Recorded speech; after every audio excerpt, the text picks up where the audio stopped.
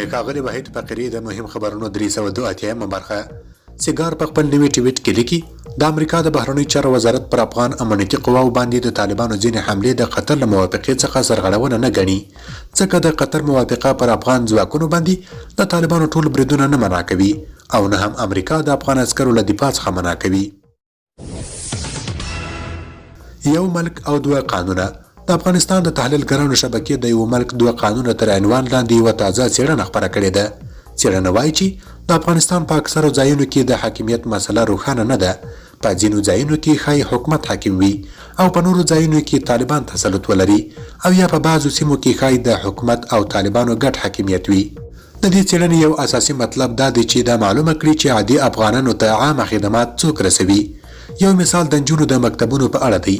څېړنه وایي کله چې طالبان یوه سیمه ونیسي او هلته د نجونو مکتب له اوله سره موجود نه وي طالبان هم نوي مکتبونه نه خلاصوي خو که چیرې مکتبونه خلاص وي طالبان هم عموما یوازې هغو نجونو ته مکتب ته د تلو اجازه ورکوي چې عمر یې تر 12 کالو کم وي. خو د هرات د اوبه په ولسوالۍ کې محلي خلکو د خپلو لوڼو او خویندو د تعلیم په برخه کې اصرار کاوه. هغوی د طالبانو سره خبرې وکړي او هغوی یې په دې راضي کړل چې په عمر جګو نجونو ته د تعلیم اجازه ورکړي. طالبانو ورسره ومنله خو په دې شرط چې معلمان یې ښځې وي. د افغانستان لپاره د ایران خاص استازي محمد ابراهیم طاهریان په قطر کې د طالب چارواکو سره ټلیفوني خبرې کړې دي. دواړو خواوو د افغانستان د بین الافغاني مذاکراتو او د کورونا وایرس سره د مبارزې په لارو چارو باندې خبرې کړې دي. طاهریان دغه راز د اشرف غني، ډاکټر عبدالله حنیف اتمر او نور افغان چارواکو سره هم ملاقاتونه کړي ول.